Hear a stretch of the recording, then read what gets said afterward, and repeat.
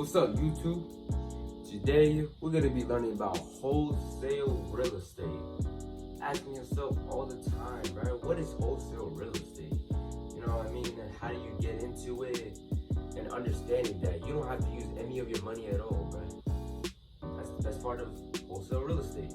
That's the point of wholesale real estate, is to make money but not use any of your money at all. Now, before we start the video, I would appreciate it if you just like the video, subscribe to my channel, comment, and we can beat the YouTube algorithm. Let's get this video started. Let's not waste any time. Now, wholesale real estate is basically looking for a rundown property or a distressed property, understanding how to get the information of the owner. You have to understand that you need to get the information of the owner, call up that owner, and you try to offer to buy the property in cash. Wholesale real estate is technically popular in the real estate world. A lot of people talk about it. Even people have become millionaires just from doing wholesale real estate. I've done only one deal. That was maybe $4,000 I got from it, but that was only one deal. I'm still learning how to do it. I'm still trying to get better at it so that I can keep on processing it. But wholesale real estate actually isn't that hard. Now, it does take a little bit of time and skills, to do the whole salesperson tactic and how to get into the seller's head, trying to look for the information. It's kind of difficult to do it, but in this video I'll show you how that can happen. Now, there is multiple ways that you can actually look for properties. One way that I actually love using is Drive for Dollars. Driving for dollars is basically, driving around your casual neighborhood, looking around for properties that are broken down or distressed, basically meaning that these properties look like this. They're broken down, they look ugly as fuck. You know what I mean? And you go onto a site like findtruepeople.com or truepeoplefind.com. I forgot the site's name, but it's gonna pull up right here. You look up that, I'll leave the link below. But you know what I mean? Once you go there, get the address, write it down, make sure you understand where is your city, the zip code area that you're in. You put it down, you look for the owner. Once you find the owner, put down the phone number of the owner, and you call the owner up.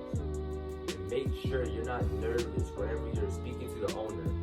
Make sure that you are focused, you're calm, you gotta understand that it takes patience. You gotta talk to them like they're your friends. You gotta make sure they're comfortable.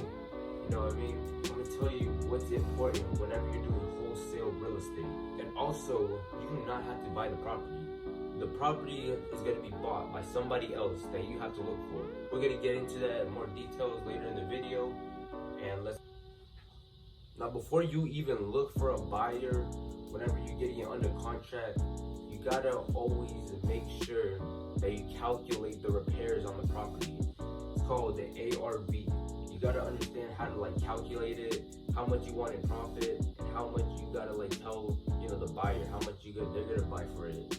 You gotta tell the seller what you're gonna buy for it. Technically, you gotta tell the seller, hey, I'm buying your property for let's say an example. You find a rundown property all broken up. It's the nicest area. It's they bought it back in 1980. It was worth $30,000 back then or something like that. It's all broken, it's all ugly. And you just find the seller's information. You call up the seller. You get them comfortable, make them feel like they're your friend. And then you talk about the property. You gotta see every detail. You gotta ask them about, is there a problem with the property? Is there anything that needs to be fixed? Any repairs? You gotta calculate it from the outside, interior, all of that. Because you gotta shoot a price at the seller. So you say you bought it $30,000 back in 1980. You tell them, hey, we'll buy it for $90,000 because it's worth more now since properties do appreciate in value. I'll be speaking about appreciation in properties in another video.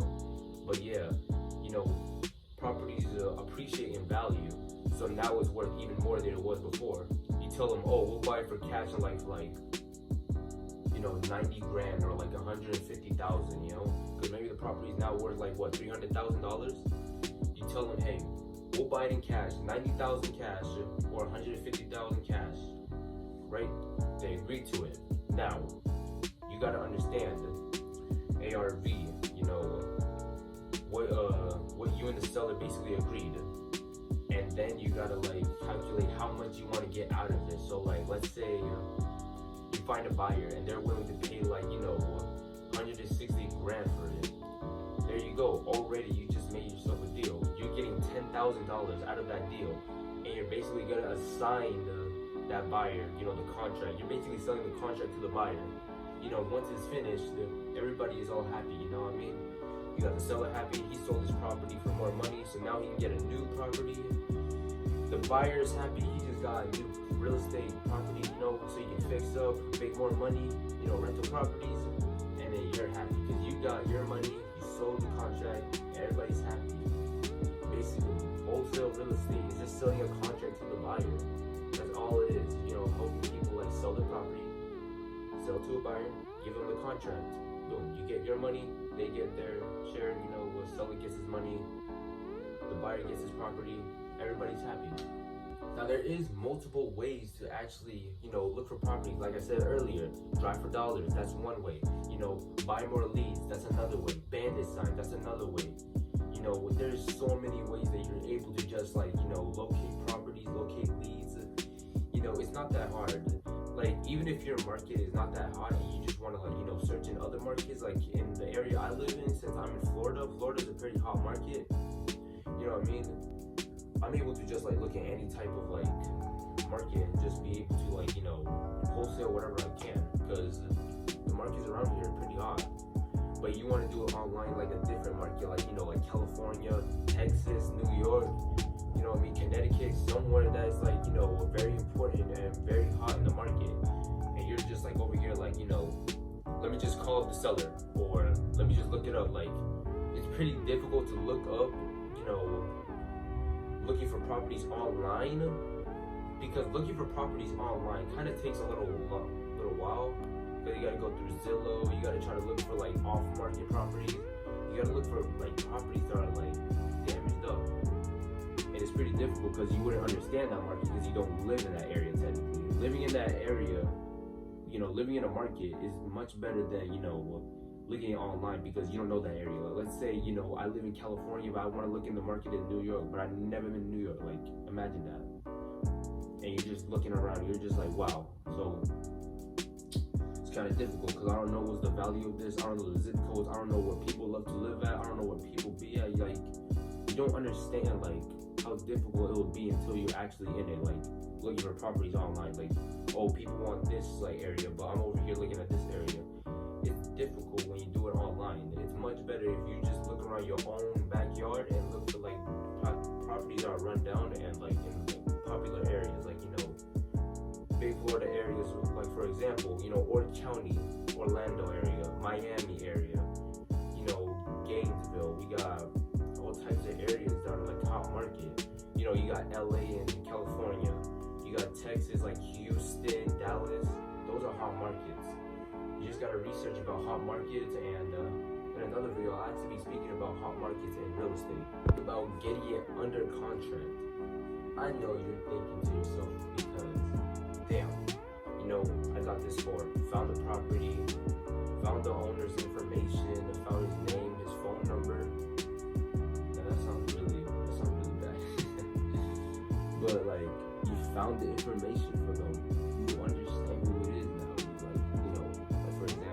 This guy's name, his name's like Michael Pelvis, some shit like that, and he's like, what, like age 61, you know, his phone number is some shit, and you just dial the number up, you know, you just call them up and be like, hello, this is,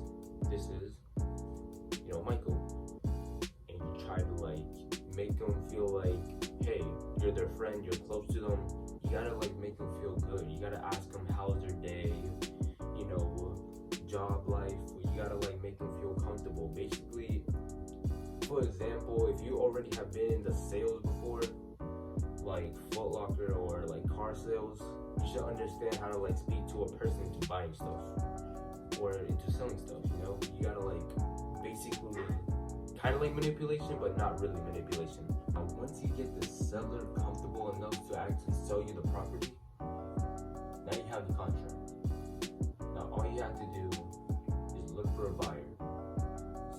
difficult, sometimes it's not.